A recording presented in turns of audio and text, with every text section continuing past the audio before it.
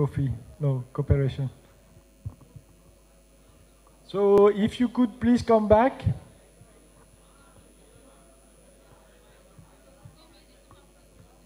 We will serve you coffee after. One of the lessons learned is we shouldn't have given dessert, you know. It's the dessert that will make our program delayed.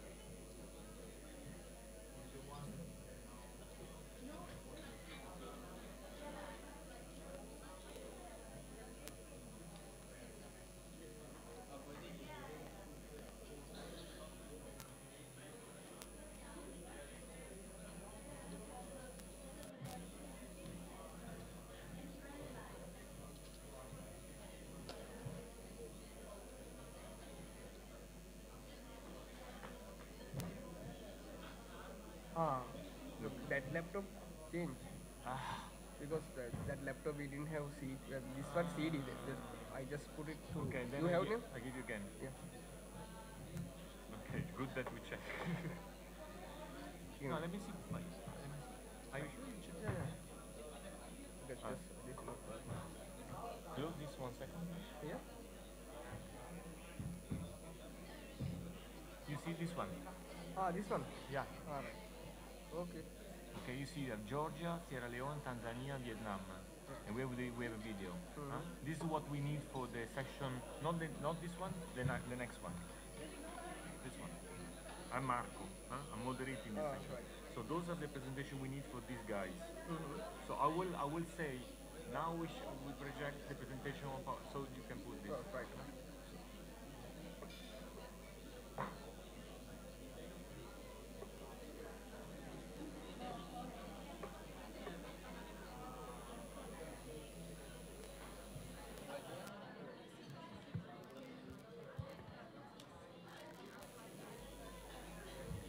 Ladies and gentlemen, welcome back. We hope you had your lunch, you enjoyed it.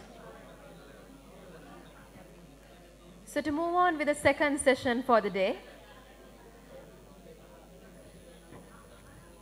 and to speak to you on the South-South Triangular and Cooperation, let me invite the team leader of the South-South Triangular and Cooperation, Mr. Maurizio Navarra of IFAD, who holds 25 years of experience, including the private sector, and 13 years in the UN system. Over to you, sir.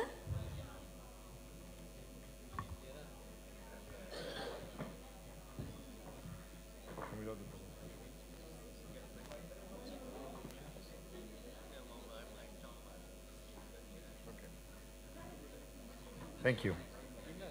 Good afternoon, ladies and gentlemen. Thank you very much,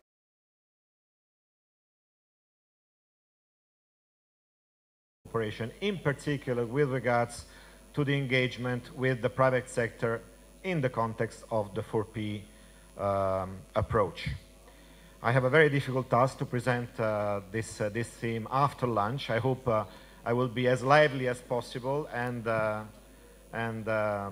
as concise as possible. So, what is South-South cooperation? In fact, some of you know that we don't have a standard definition within the United Nations systems about South-Southern Triangular cooperation. Even at IFAD, we don't have a clear-cut definition of South-Southern Triangular cooperation. So we rely on some, definitions that have been developed over the time. One in particular was developed in 2012 by the High-Level Committee on South-South Cooperation of the United Nations. And I would like you, without reading the definition out loud, I would like you to focus on few elements of this definition. South-South cooperation is a process whereby two or more developing countries, the so-called countries of the Global South, and that's why we call it South-South cooperation, cooperate, pursuing their national capacity development objectives, so it's clearly a development cooperation modality, and they exchange knowledge, skills, and partnerships, but in particular, they establish partnerships. South-Southern Triangular Cooperation is a very important means to strengthen ties between countries, in particular, in this case, developing countries. Now, as I told you, despite the fact that there is no agreed definition of South-South cooperation, there are some principles that have been stated in the UN Charter when it comes to cooperation among developing countries. 5 principles. The first is the respect for sovereignty, ownership, and independence.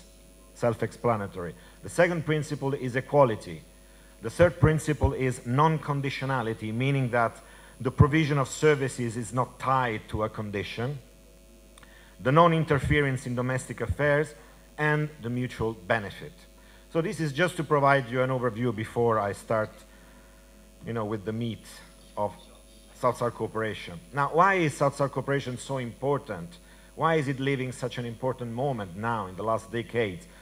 Well, it is very important as an implementation modality, as a cooperation modality, because it complements the traditional North-South cooperation. And you know that official development assistance is also dwindling. It's going down a little bit. Now, South-South cooperation has also gained a lot of importance in the Sustainable Development Agenda, the 2030 Agenda for Sustainable Development and achieving the SDGs. And I'm providing some example here.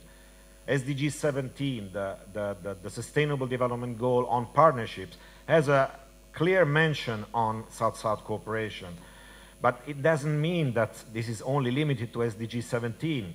South-South cooperation contributes to a wealth of other SDGs, and in our cases for IFAD, we look specifically, but not exclusively, to SDG 1 and 2, and poverty and food security, zero hunger. And then it has an important role to play in poverty reduction, rural and agricultural development. I mean, I'm stating the obvious here, but there is a clear prominence of South-South cooperation as an implementation modality to fight poverty and increase nutrition and improve food security and nutrition. Now, what does SSC or SSTC imply for IFAD? We've added a T in IFAD, which is the triangular aspect. South-South cooperation is the cooperation between 2 developing countries. When you talk about South-South and triangular cooperation, you add a third actor, which in our case is the multilateral agency that we are. But it could also be a bilateral agency. It could be also a developed country party. It depends on the context, of course, you're in. But in our case, we talk about South-South and triangular cooperation. And over the years, it has become a very important implementation modality. We've been doing South-South and triangular cooperation for years in IFAD. But lately, it has become even more prominent. You have to be aware that our new president, which started his mandate in April 2017, declared South-South and triangular cooperation as one of the most important areas for IFAD in its program of work and its commitments in the next years, together with other 2 priorities, rural youth employment, and private sector and rural finance. So South-South and triangular cooperation is seen as an implementation modality towards improving, for example, rural youth employment. It's an explicit commitment of our 11th replenishment process, what we call IFAD 11. There is a clear commitment to increase the way we mainstream South-South and triangular cooperation in our business model and in our operations. Plus, it is clearly reflected in the revised IFAD institutional architecture. There's a clear division which is responsible for South-South and triangular cooperation at the corporate level, but then the task of carrying out South-South and triangular cooperation is distributed also within the regional divisions and within the entire architecture of the fund, of IFAD. So how do we do South-South and triangular cooperation in IFAD?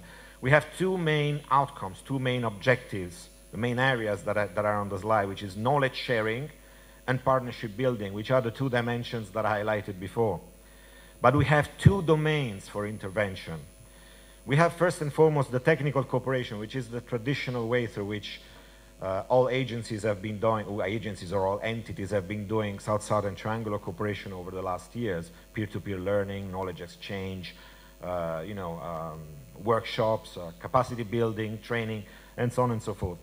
But we also have a second dimension in IFAD, which is investment promotion. Now, IFAD is an international financing institution, and this is extremely important in setting our priorities when it comes to our program. In particular, when it comes to South-South cooperation, it needs to be a development cooperation modality that fosters opportunities for mobilization of resources among developing countries. In particular, I could mention the example of resources from middle-income countries to low-income countries, but that's not the exclusive interaction. So investment promotion is a very important and critical area that IFAD will strengthen in the next years, because South-South cooperation has always been associated with technical cooperation, but there is this new spin that IFAD is putting, which is extremely important. So what we do in practice, we are mainstreaming SSTC, let me call SSTC instead of South-Southern Triangular Cooperation, in our country strategies. Whenever there's a new country strategy, there needs to be the commitment to review the country strategy and see whether South-Southern Triangular Cooperation can be embedded in the country strategies. And as part of the commitments, we have decided as the fund, as IFAD, to have 66% of our new country strategies with an SSTC component embedded.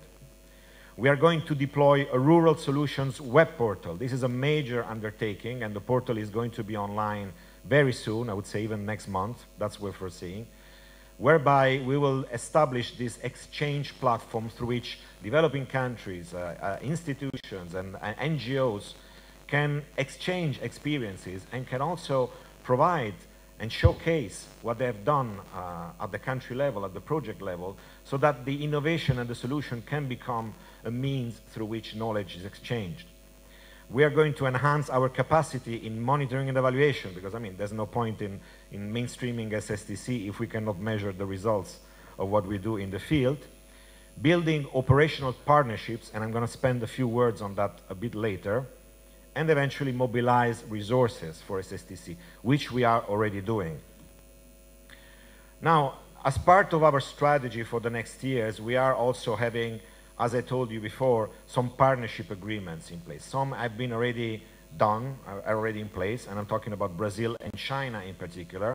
We signed a cooperation agreement with Brazil in November 2017 on technical cooperation. They're offering their technical expertise at the project level. So they will reach out to our operations to see whether they can provide, they can contribute to the formulation of new projects and programs, or if they can contribute also to ongoing projects that are already there. And then the cooperation with China, which is a very important cooperation, which we launched on the 12th of February through the establishment of a South-South and Triangular Cooperation funding facility. I'm going to spend a few words on this afterwards. And then we're working with other countries, and they will increase in number, of course, over the time. One cooperation agreement we're establishing, we're in the process of establishing with India, in cooperation with the India country office, which is going to be based on resource mobilization and technical cooperation. But we've also reached out to Thailand and Indonesia to start with, so very important middle-income countries to start establishing a dialogue on South-Southern Triangular Cooperation. This is just to give you a taste of what we're doing. Just a very, very quick spotlight. The China IFAD South-Southern Triangular Cooperation Facility has been established last month, as I told you. It's a funding facility. China provided the first initial contribution of $10 million. 5 main areas of cooperation: knowledge exchange, mainstreaming SSTC in our operations, partnerships, investment promotion, and HR cooperation among China and IFAD. And the funds will be available through the regional divisions, meaning that they will be called for proposals so that the CPMs and the country director will be able to channel this to the country level. And there will be funding opportunities, of course, from this facility. Now, before we close this, this presentation, let's focus on what is the benefits of having South-Southern Triangular Cooperation for the private sector. We're bringing this into the themes of this conference. Of course, involving the private sector on South-Southern Triangular Cooperation is an essential dimension that we need to pursue, not only by involving private sector companies from abroad to national projects, but also involving governments from abroad to support the private sector in the local context. So it is an opportunity, of course, with great results, such as the sharing of experiences and capacities on innovation.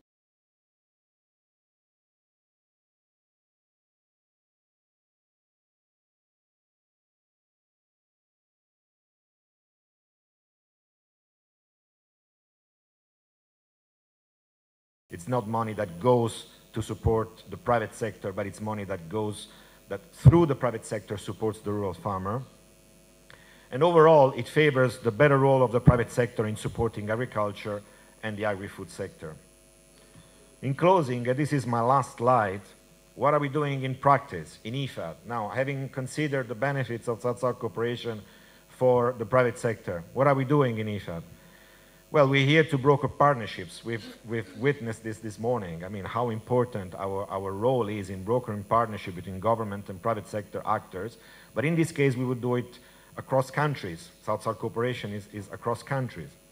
We would be accessing funding opportunities from existing facilities, but also from, private sector investment resources in some cases. Of course, we're providing also services, meaning that we provide a cornerstone of knowledge of local market conditions, needs, and networks. So whoever wants to invest from another country in an existing IFAD project or in a new IFAD project, IFAD is there, of course, because it knows the context, and together with the recipient country, it can really build a meaningful partnership. And then the two last points I would like to make is that we offer risk mitigation products. Investors are often not so willing to invest in a specific country because they don't want to take the risk. And we've seen this morning how important risk mitigation products are. And in closing, and that's my last point, the business-to-business cooperation, IFAD, making use of its global reach and convening power, could seek to develop partnerships with companies that could be multinational companies, but not limited to, of course, multinational companies, and corporate.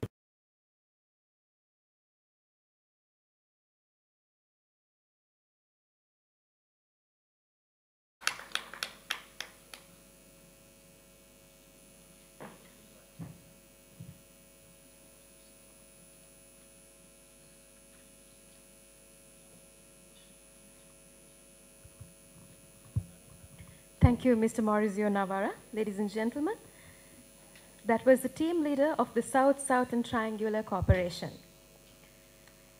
Let's start off with the plenary session. The plenary session will mainly focus on global examples of key challenges, best practices, and lessons learned by 4P value chain practitioners. The moderator for the session is IFAD's Senior Technical Specialist, Rural Markets and Enterprise Development, Mr. Marco Camani. He has over 16 years of experience working in the rural development sector, including being field-based, as well as experience as a country program manager in the Latin America and the Caribbean region. Please welcome the moderator for the plenary session, Mr. Marco Camani. The panelists for the session are Mr. Leonard Muhoni Mivita from Tanzania, Mr. Mohamed Tejan Keller from Sierra Leone, Ms. Leethi Van Hong from Vietnam, and Ms. Marina Geladze from Georgia. Let me invite all the dignitaries on the dais, please, for the plenary session. Over to you, moderator.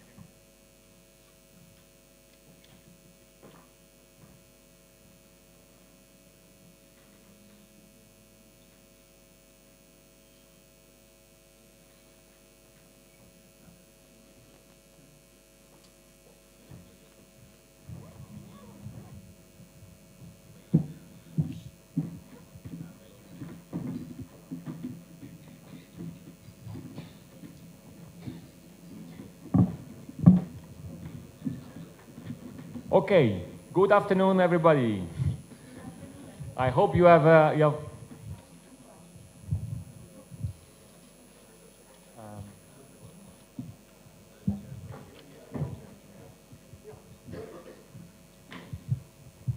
Okay, I hope you had a very good lunch break. You are full of energy because we really need your energy for this afternoon session. because it's not just about us presenting or discussing, but it's really about you interacting with us. We have a change of plan. We have one more person because we are so excited that we have added more people in the panel. So let me introduce you to the participants of this panel. Okay, I started my left. I have Mr. Leonard Muhoni, who is the head of producer empowerment and market linkage component of a project called MIVARF in Tanzania. Welcome, Leonard. Then we have Miss Marina Meghelazze, I hope it's more or less correct in the pronunciation, who is the managing director of a company called Liflux Limited in Georgia. Welcome, Marina. And to my right, I also have Ms. Kati Sharabidze, Deputy Director of the Ammar project in Georgia. So we have the project and we have a private sector representative from Georgia. And then to my left, I have Mr. Mohamed Tejankella, coordinator of the project in Sierra Leone. Too complicated to pronounce the name of the project. And to my right, I have Ms. Lee Tin Van Ong, director of the ASRD project in Vietnam. Thank you for being here with me this afternoon. What is the purpose of this session?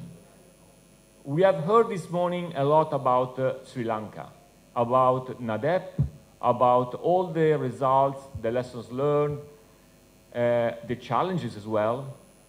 We heard from representative of the project, we heard from representative of IFAD, representative of the government, as well as financial sector and private sector. We would like to offer you the opportunity to expand your outreach beyond Sri Lanka. Hear from experiences of brokering partnerships between private sector, public sector, and producers beyond Sri Lanka, in other countries. That's why we have invited these people from representing different projects, different experiences from all over the world. The idea is to cover different regions, different contexts, different commodities, and different approaches. Because one message I want to convey is that the 4P is not really a model. The 4P is an approach, is a concept that can be, applied in a country according to the country context. So it should be tailored then to the context.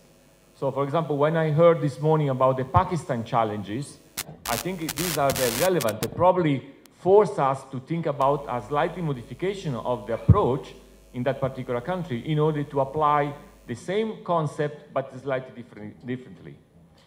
And that's exactly what these people here have been doing in their own countries. And that's why I think this panel is interesting, because we want to learn from them what they have done to basically be consistent with the concept, but also tailor the concept to make it effective in different projects, in different countries.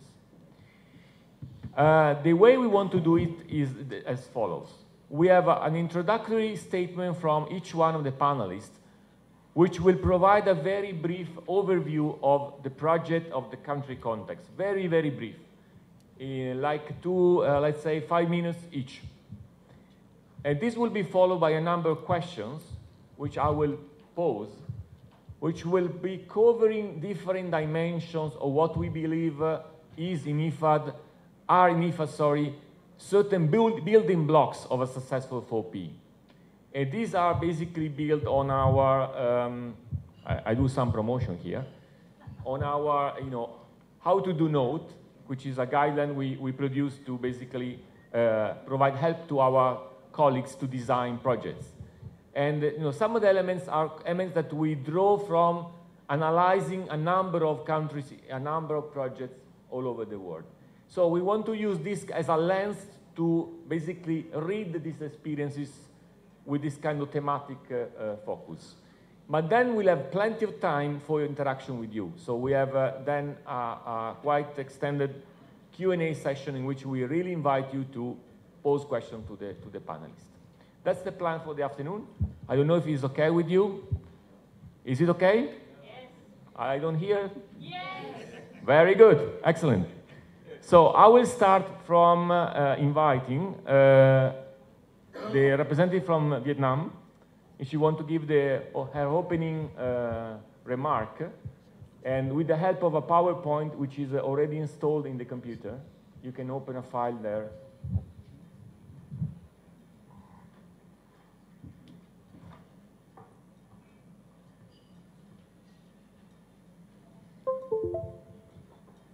Vietnam.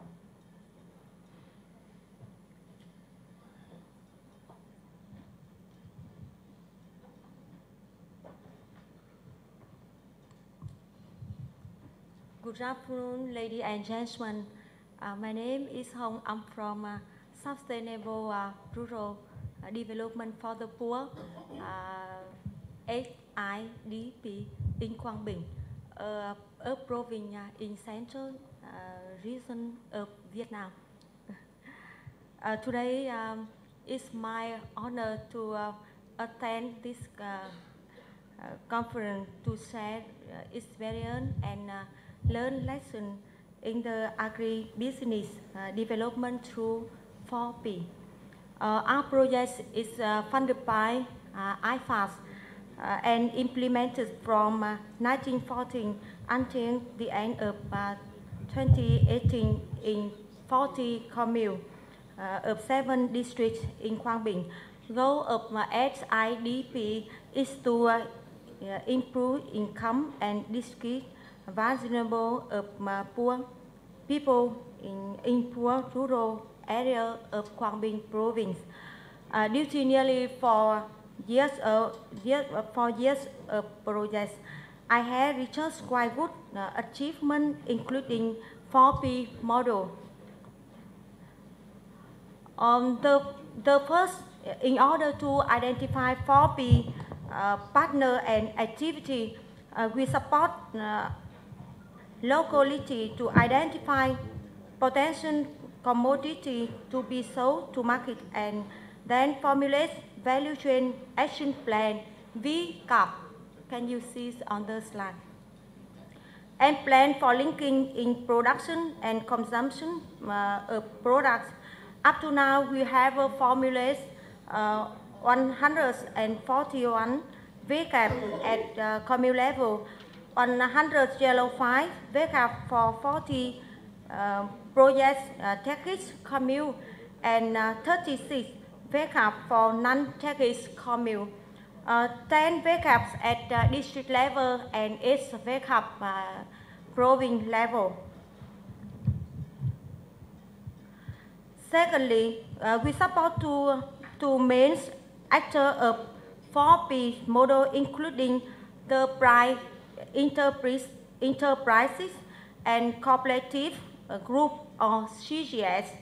Additionally, SIDP projects and local authority are involved in the model.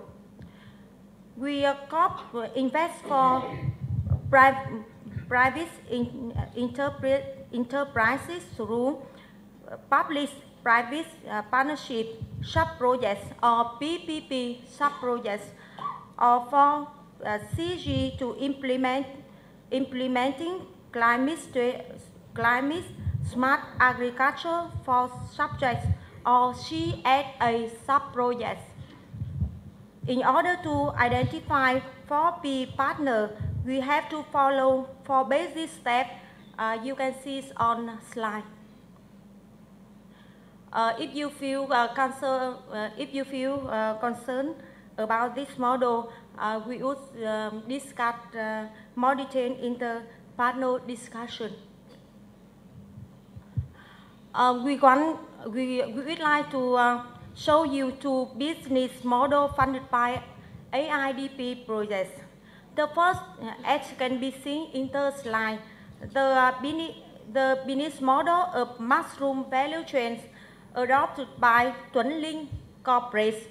The corporate is selected as a leading business receiving investment from projects and have a responsibility for linking with 25 mushroom cultivating households in cities. The cooperative supply involving farmers with mushroom beds, tools and equipment for cultivating mushroom, and the products will then sold to the cooperative for providing to domestic and foreign market. The second 4P model to be sold related to peanut oil value chain adopted by Bình Dương Company with the participation of 160 households in 6 cities. Similarly, Bình Dương Company provides involving farming household with peanut seedling and other input material for cultivation. Peanut will be then purchased by company to make peanut oil and sell the market in the province and big city. Peanut waste will be sold to chicken raising, CG and animal feed processing companies. Local authority and the project take the roles as facilitator during the implementation of 4P sub-projects. Because the time is quite limited, we would like to end my presentation here.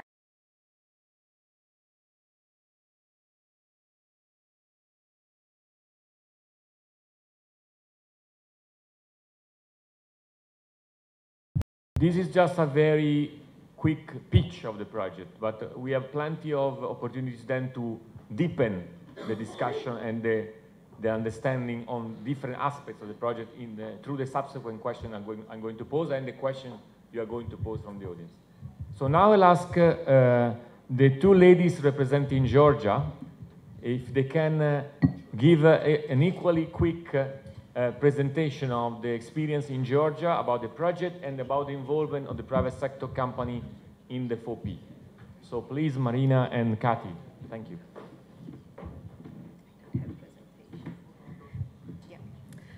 Good afternoon, everybody. Thank you for being here. Thank you for welcoming me in such a warm country full with such a warm people, which is very noticeable for me. I'm the first time in this part of the world. So I will quickly tell you about Georgia and myself. So I'm Katie. I'm representing IFAD, Ministry of Agriculture, actually, which is supported by IFAD, and I'm the part of management team of IFAD programs in Georgia. So Georgia is a very small country with 4 million people and with actually heritage, mental heritage of planned economy. And here we have the case when farmers, as well as producers, as well as other businesses are engaging themselves in free market economy. So you can imagine in what kind of situation donors work, businesses work, government works, but it is pretty challenging and it is pretty interesting. So I'll tell you shortly about our project.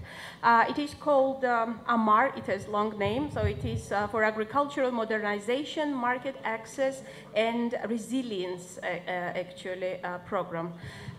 So we have 4 different components and we have developed very complex approach to support the sector of agriculture in Georgia.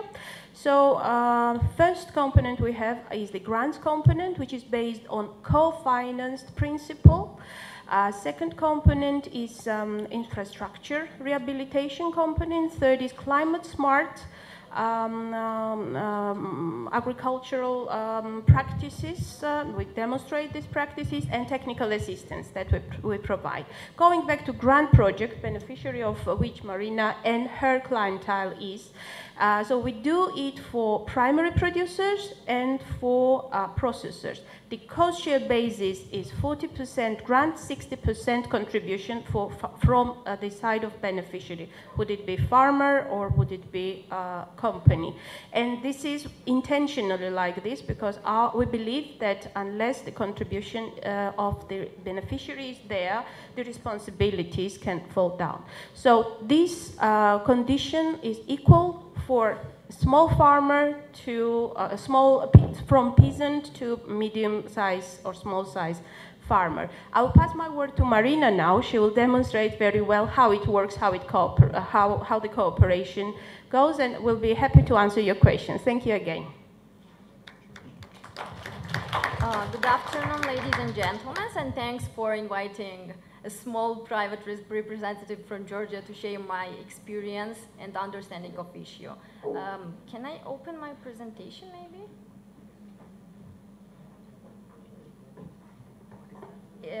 It also gives, no, for Georgia, yeah. So for you to understand the small role of agriculture that Capes in Georgia, I will add some numbers about our country. So rural population takes over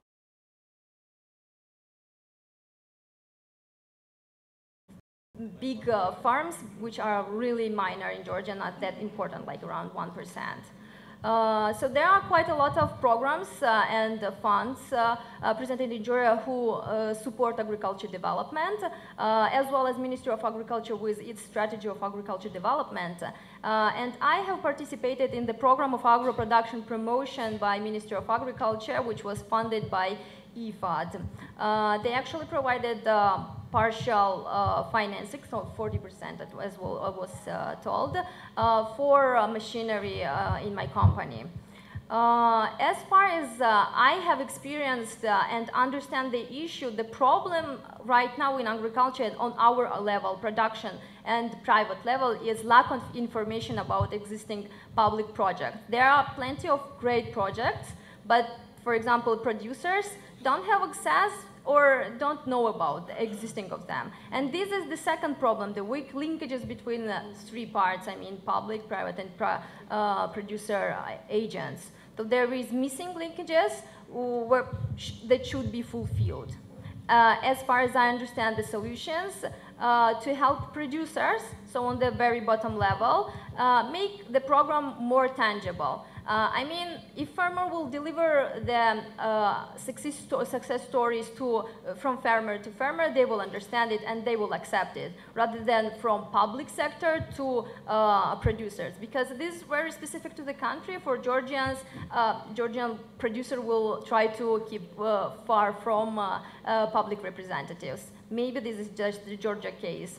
And to have sustainable results, like in the long run, invest in private sector, I mean in businesses, because business always thinks in a long run, and they have more understandable language and access to the producers.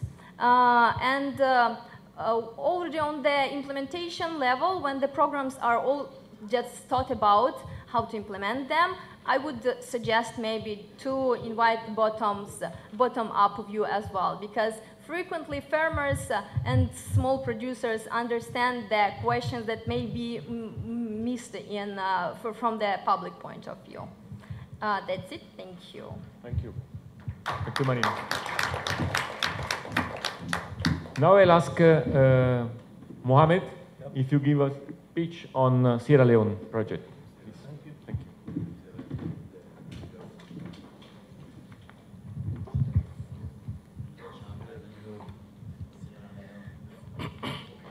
Thank you very much, and thanks to NADEP and IFAD for inviting me to participate in this very important conference.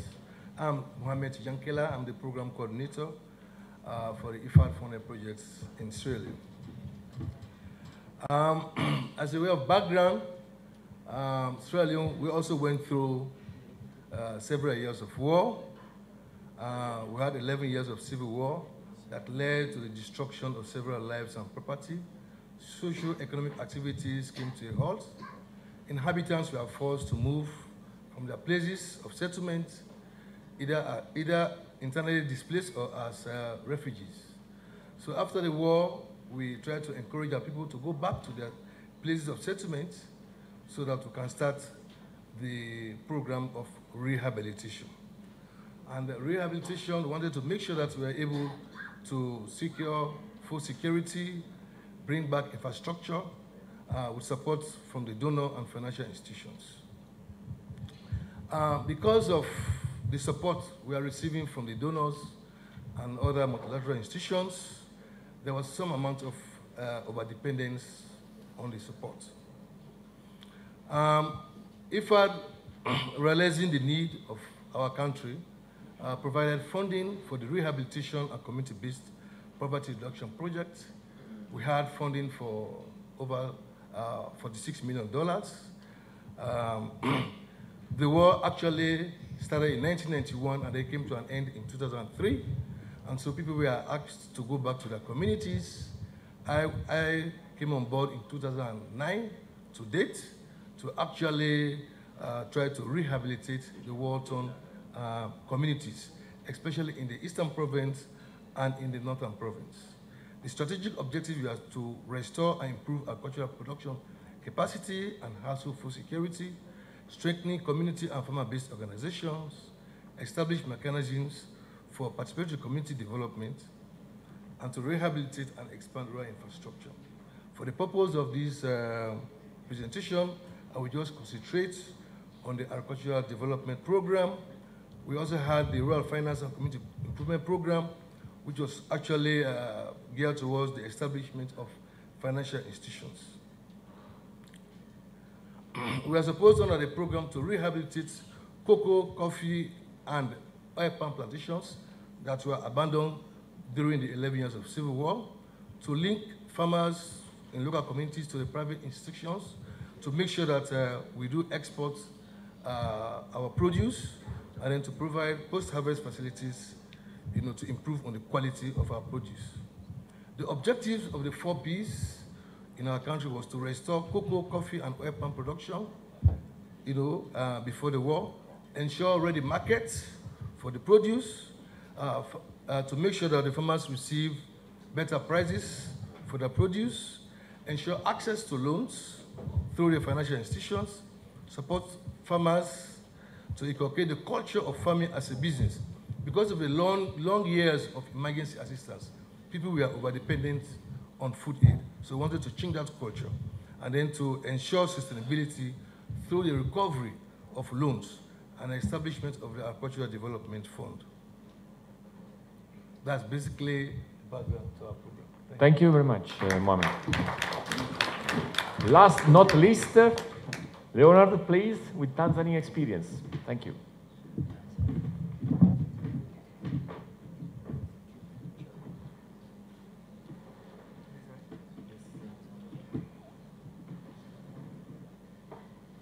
Good afternoon. My name is Leonard. There is always the first. This is my first time to be in Singapore. I would like to thank you. In Sri Lanka, sorry. Yeah, it's the first time to be in Sri Lanka. I would like to thank the government of Sri Lanka and the IFAD for organizing and inviting me to this place. The doctor from NADEP has said it all. We sort of share the challenges that smallholder producers face, and I'm here to talk about the marketing infrastructure, value addition, and rural finance support program. It is a program. I'm coming from East Africa. Those of you who know where East Africa is on the tip of the African continent. And this is a program, very few programs which are holistic in nature in terms of approaching the smallholder producer challenges. So we are privileged to have on board the IFAD, African Development Bank, and the government of Tanzania. We are sharing the development goal, but the key issue I want to stress here with this program is the strategic objective that we are trying to achieve, which is to enable smallholder producer increase unit sales and unit margin. And this is the challenges that smallholder producers face. Whether you have a program, a project, the smallholder producer is always in business doing whatever they are doing.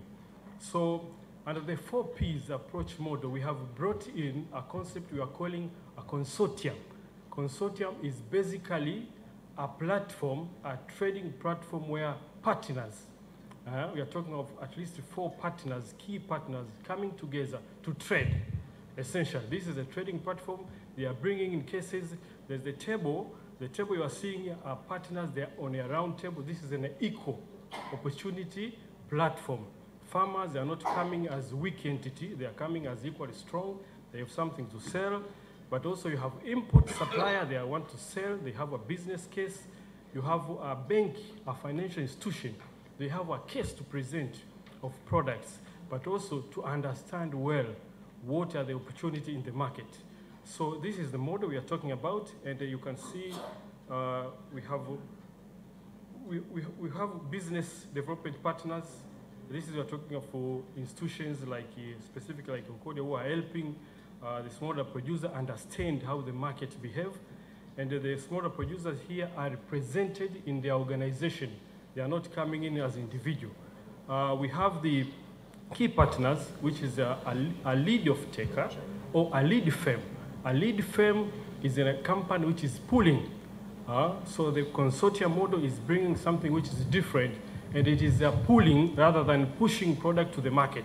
It's a pool. So you have the farmers, you have the lead firm, and you have key extension services, input supplier, and they are all presenting their cases to the market. So because of the time, I have a presentation also in terms of audio video, of which we are going to follow, and then I hope we'll have an opportunity to interact further with questions.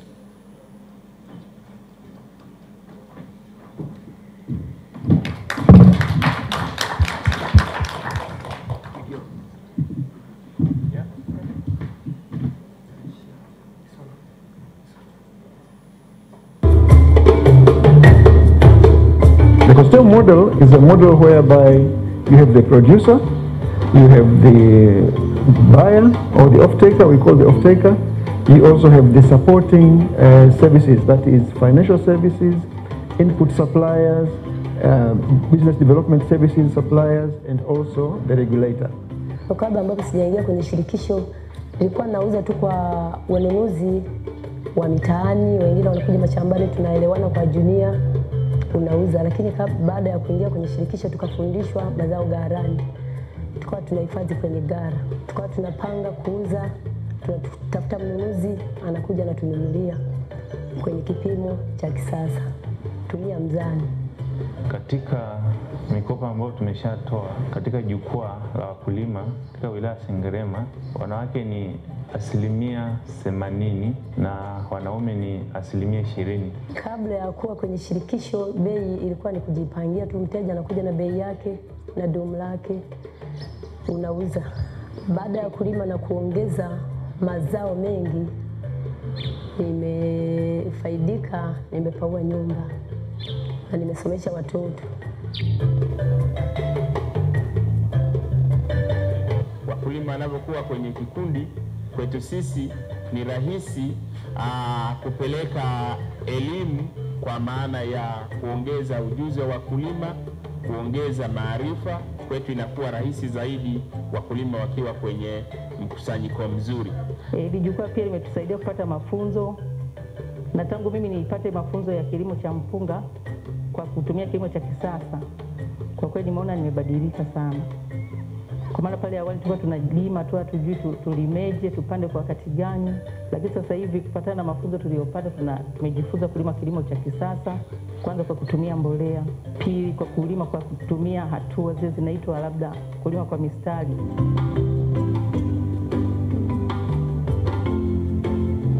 Katika mradi huu wa Mibafu sisi ni wadau.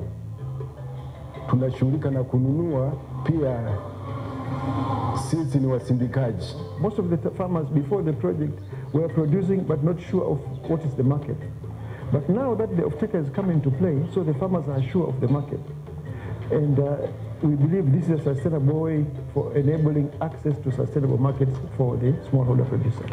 Baada ya kuwa kwenye jukwaa hili, sisi wanakikundi tumenufaika kwa mambo mengi. Zamani tulikuwa tunapata mazao kwa mtu mmoja mmoja, lakini kwa sasa hivi tunanunua mazao kutoka kwenye magala ya vijiji na magala mengine ambayo yamejengwa na Mibafu. Kwa msimu huu mazao group tunatarajia kununua tani 20,000 za mchele. Zamani tulikuwa tunatumia muda wa siku 5, 6, 7, lakini leo hii unakwenda tu siku moja, ya pili mtu unaleta mazao. So as a member of the PCT, I really have strong confidence in the consortium model being a sustainable model for ensuring sustainable access to markets for the smallholder producer that we have been working with as a project. The producer model should be taken further.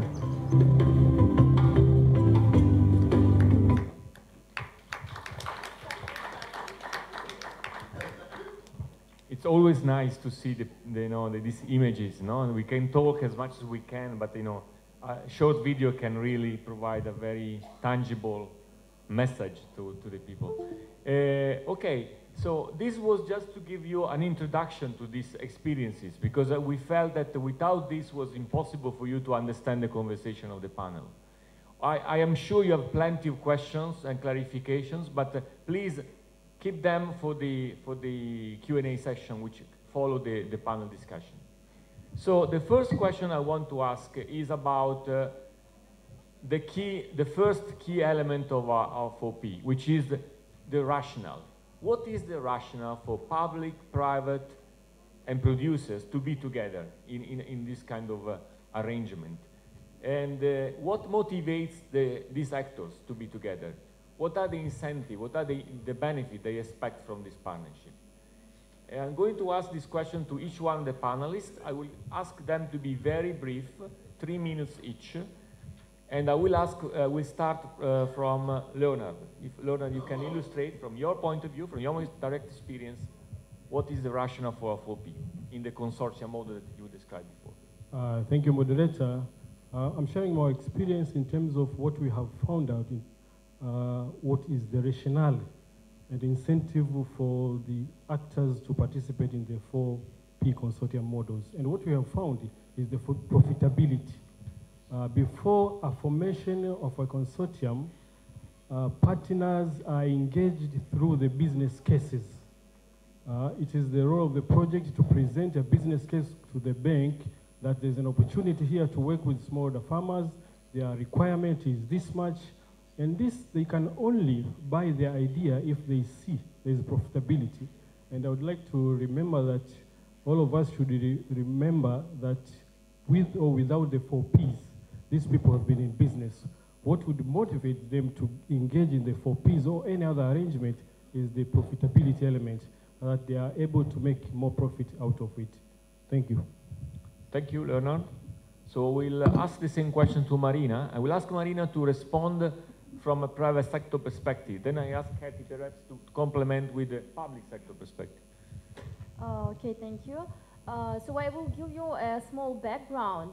My company is a bay leaf processing company, that a factory that buys 100% of raw materials from the producers. This is basically my motivation. I want sustainable and long-run relationship with producers to have permanent access to raw materials. This is my main motivation. Producers at that point, they just need permanent income for to cover their basic needs, everyday needs. While I started a partnership with public sector after the participation in the program, and the public sector at this point, the motivation was to make me more interested in engagement with producers and expand my links. So this is mainly the benefits for all three parties. Basically, that's it. Thank you.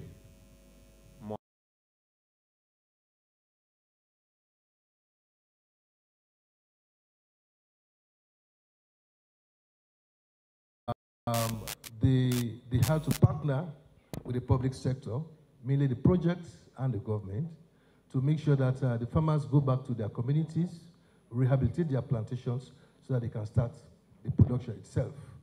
The farmers also, because they were displaced internally or as refugees, they went back to their communities. They were keen to make sure that their plantations were rehabilitated so that they can start the process of recovery. They can start to improve upon their quality of life. So in all the four partners, it was a win-win situation. The private sector wanted the produce to buy and export. The farmers wanted to engage and revamp their agricultural activities, while the government wants to restore socio-economic activities. And the project also wanted to make sure that those plantations that were rehabilitated are again in production. Thank you. Yes, thank you. So for me, it is sustainability and stability. So this is the condition, one of the main conditions to flourish economy. So sustainable production and stable production with the hope of stable sales is the idea for farmer to produce and expand and develop himself.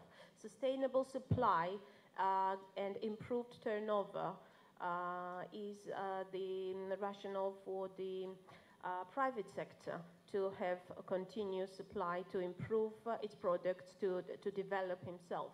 And both of them make economy strong, and for the from the public point of view, it is collected taxes, it is strong economy, it is actually the opportunity to provide good mediation for these two sides, work on policies, and support at the best possible way. Thank you. Theo quan điểm của chúng tôi thì đầu tư theo cái mô hình liên kết 4P là thực sự rất là cần thiết trong bối cảnh hiện nay. Cái thứ nhất là chúng ta huy động được các cái nguồn lực trong xã hội. Cái thứ hai nữa là sẽ giúp cho chính phủ giảm bớt những cái gánh nặng và đầu tư, kêu gọi tư nhân đầu tư vào các cái lĩnh vực mà không nhất thiết cần đến cái sự tham gia của chính phủ.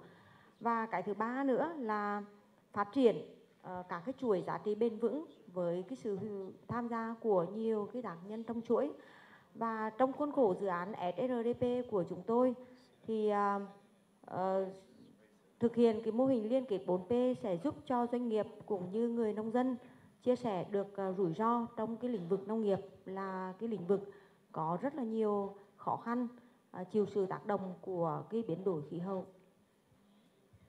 According to me, the application of 4P's agribusiness is necessary and rational because it helps mobilize the social resource, it's strengthening the privatization in some sector with require no participation from public, from authority, and it also helps to develop the value chain with the participation of different actors and help improve the product quality and value.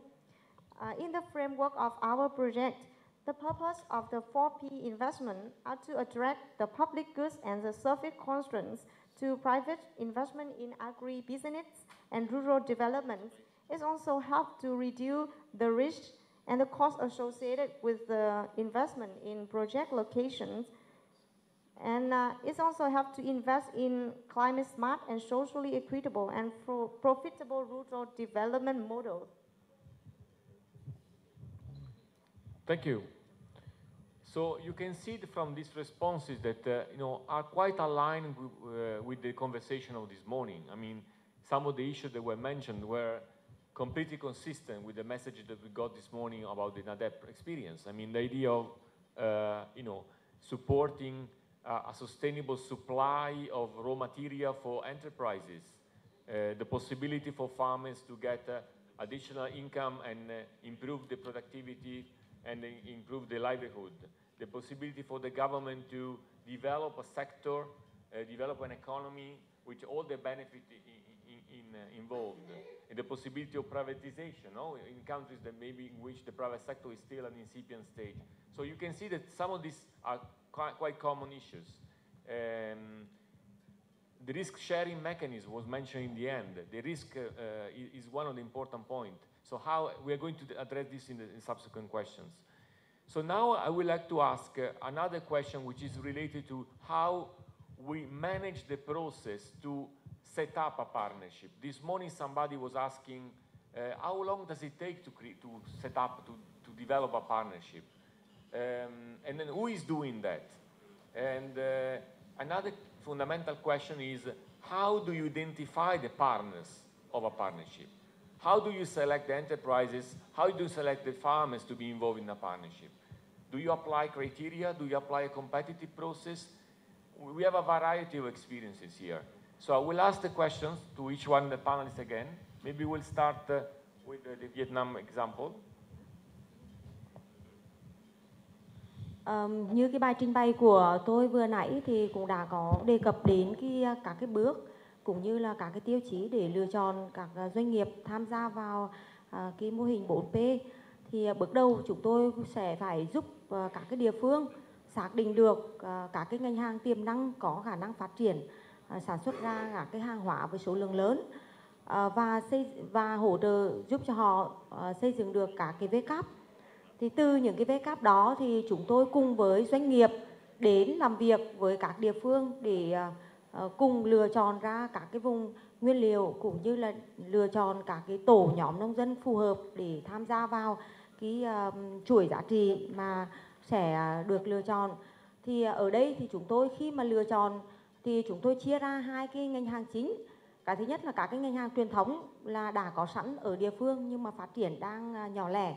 Và cái thứ hai nữa là các cái ngành hàng mới, đó là những ngành hàng mà chưa phổ biến tại các địa phương nhưng mà sẽ có những cái doanh nghiệp đầu mối, họ sẽ đứng ra để đảm nhận cái vấn đề thu mua sản phẩm cho nông dân. Và cái tiếp theo là chúng tôi lựa chọn các cái doanh nghiệp mà họ có những cái cam kết rất là cao với nông dân và cùng đồng hành với nông dân. Kinh nghiệm thực tế